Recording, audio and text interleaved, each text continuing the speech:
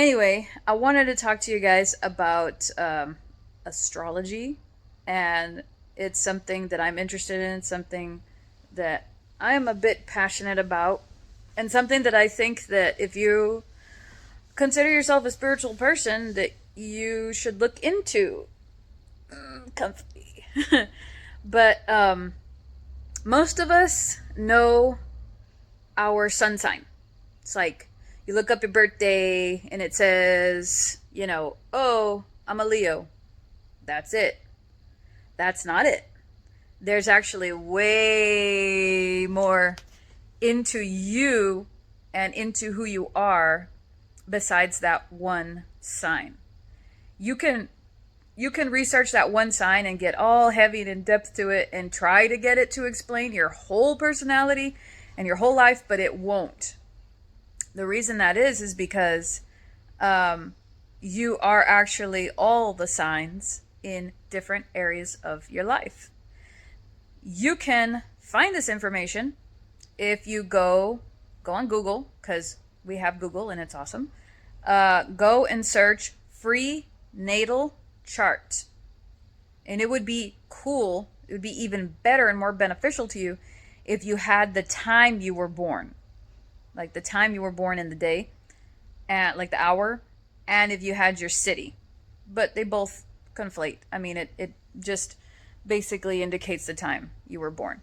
So, what you will find is your sun, the core of who you are. You'll find your moon, which is your emotions and the nurturing side of you, also can describe your mother. You will find your Mercury, which is how you communicate and how you operate from a level of discussion. You'll find your Venus, which is the things in life that you find appealing and attractive. That could be people, that could be things, that could be situations, places, whatever. You'll find your Mars, which is your passions. And by passion, it could mean anger. It could mean the passion. The Mars, I believe, also tells you a bit about your father or the masculine influence you had. And you'll find your rising or your ascendant. It's the same thing. Rising, ascendant, same thing. And that, in my opinion, is one of the most important parts of that chart. And that indicates who you are exterior to yourself. How you almost feel from a core level and what people see you as. It's the exterior. It's what you project. It's how people first see you. And there's a bevy of other important information in those charts, like different houses. I know that this all sounds weird. Different houses, your Jupiter, your Pluto, your Saturn, your Neptune, your Chiron, all these different elements of what make you you. And they help you to understand why you attract the situations that you do, why you attract the people that you do, your influences from childhood, who you might marry, what you might do for a career, what your life lessons are, all kinds of cool stuff. When you search this chart on Google, free natal chart, go to Cafe Astrology, it'll be a lot. It's going to be a novel, and you're going to need time to read it, and you're going to get confused, and it's going to look overwhelming, but just know, take your time, take a few days to read it if need be. It's going to answer a lot of questions for you. It's going to give you insight as to why these things happened in your life that they did. And that's just the concept of Western astrology. It's all, in my opinion, it's all psychology. It's all about you. It's all about the human race. It's all about your life. It's all about how and why these things are happening. So, I will give you some of my chart. Some of my chart is, I'm a Capricorn sun, meaning that I was born a Capricorn. If I look it up in the newspaper, it's going to say Capricorn, January 10th. So, and I don't care if people know my birthday. Like, what difference does it make? January 10th, 1982, Brownsville, Texas. Look it up if you want to. 1 a.m. You can look it up. By all means. Feel free. Have access to my chart. I don't care. And it dictates that I was born a Capricorn. So that means that, the core of who I am values structure and values status, values purpose and tradition, and has a very masculine side, because Capricorn is the father of the zodiac. They have a very masculine side, earthy. Okay, that's Capricorn. That's the core of who I am and who I always will be. That doesn't mean that it's all of me. Okay, so then from there, I'll give you my moon and my rising and a couple of others. My moon is in Cancer. That means I have a my emotions are very motherly. When I'm in an emotional situation, I will project and I will want nurturing, like motherly nurturing. That's what I am.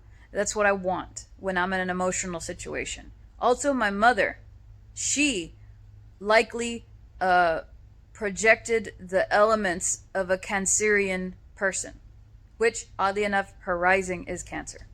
And yes, she did come off very Cancerian. So, but at the same time, I can come off very manipulative, very woe is me, and project a victim complex. I do have the ability to do that. I don't like it, but I do it. So the rising, the ascendant, is what you guys see me as.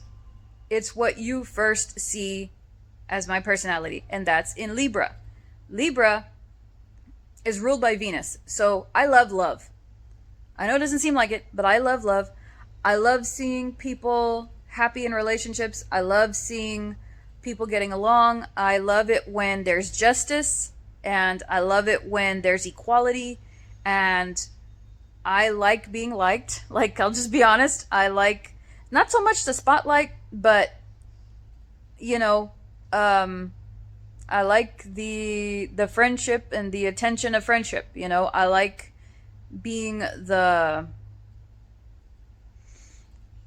I like just kind of being the mediator of getting two sides to get along. As a matter of fact, I can see Libra's passive nature as, can't we all just get along? And that's the core and that's the premise of what you will likely see when you see me. So, with that being said, I don't like to cause conflict. I don't like to stir the pot. I don't like to argue. I would much prefer everybody just be happy, So, but that does not mean that I don't like gossip and that I don't like drama. Because it lets me interject and try to be the mediator and to try to make everything right again. It's not because I like fighting. It's not because I like the fighting. It's not because I like the conflict. It's because part of me wants to go and help. Libra is very much about the people. They're about others. And my moon sign, Cancer, it's about others. My Capricorn, not so much. Capricorn's about the self. So yeah, that's my top three in a nutshell. 2 out of 3 are about other people, which is why I'm freaking drained all the time. Especially with a Cancer moon. With a Cancer moon. Ay, stupid shadow. Having to nurture people all the time. Having to kiss ass. Having to carry the weight of their situations on my shoulders. Having to let them cry on my shoulder, and in turn, hoping that they will let me do the same thing, because that's where that Libra comes in. It's like, if I do for you, I want you to do for me. Because if not, it's uneven, it's unbalanced, and that's not right. And especially, when we bring the Capricorn into the mix, it's like, yes, it's all about equality, fairness, and law and order. So anyway, so moving on.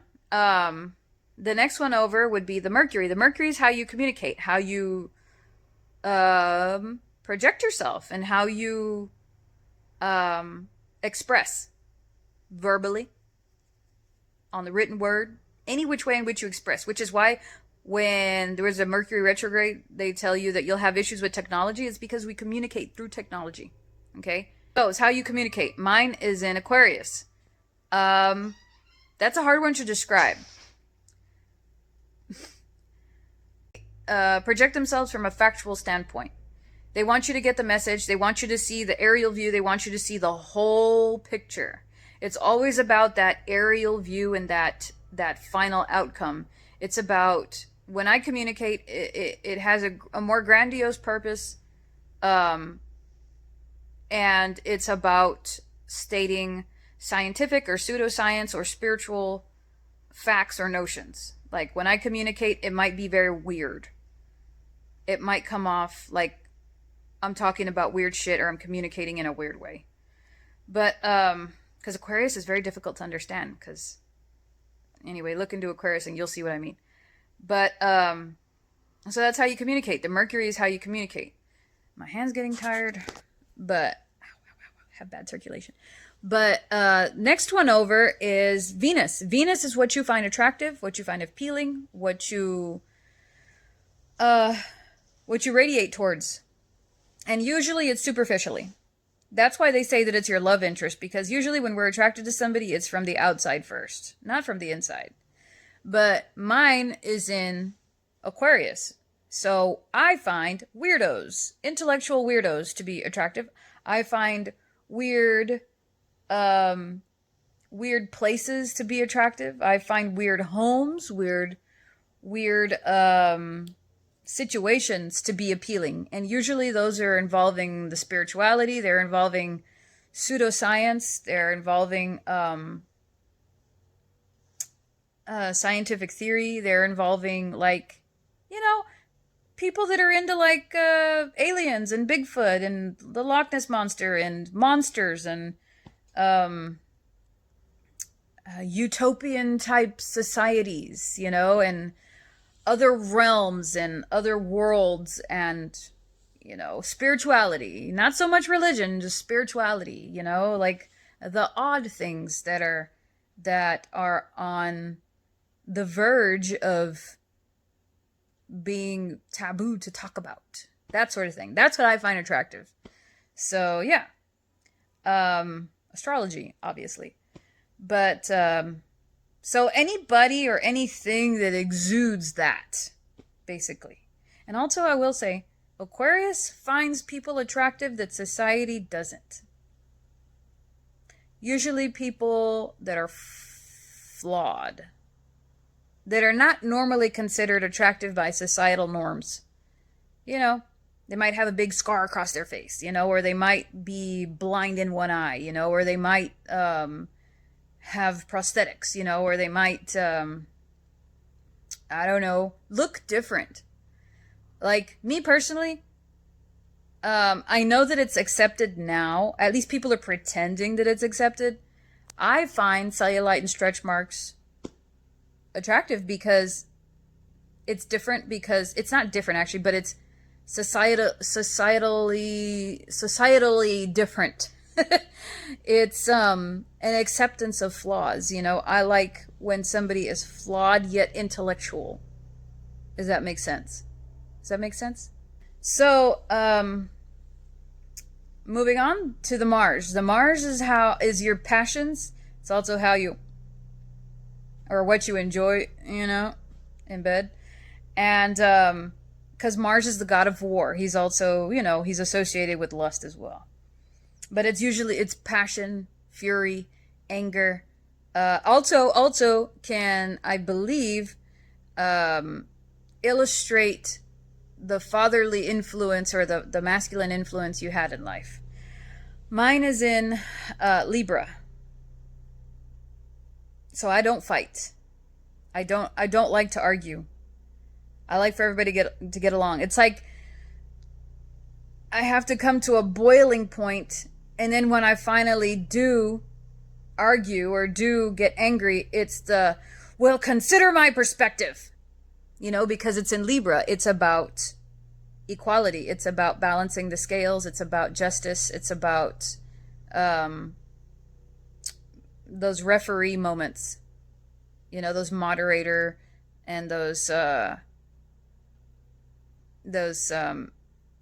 in between moments where you're trying to balance things out. You don't want to fight. You just want everybody to get along. That's what my Mars in Libra is. So basically, my entire, well, not the entire chart, but the major points of my chart are about other people. They're about other people first and myself second, which is why I am drained all the time. So, in a nutshell, yes, I'm about other people. I'm mainly air. In my chart, I am mainly air. Air is the mind, is communication. I'm an airhead. So I encourage you guys to look into your natal chart. It'll tell you a whole lot about who you are, why these things happened, the people around you, what you're attracted to, what's going to happen in life, what you're going to bring to you. And this is just Western astrology. If you look into Vedic astrology, I've heard that it's way more accurate and way more in depth. Google free natal chart, go to Cafe Astrology, that's the one I go to, and get ready to sit and learn. Be best if you have your time. Like I said, be best if you have your time that you were born and the city you were born, because it'll give you more information. So just remember, if you take anything else out of this video, you are not just that one sign. But yeah, that's about it for now, guys. And I hope that this gives you some insight. Something, different. Something that will expand your mind a little bit and, hopefully fulfill your weekend. So talk to you later.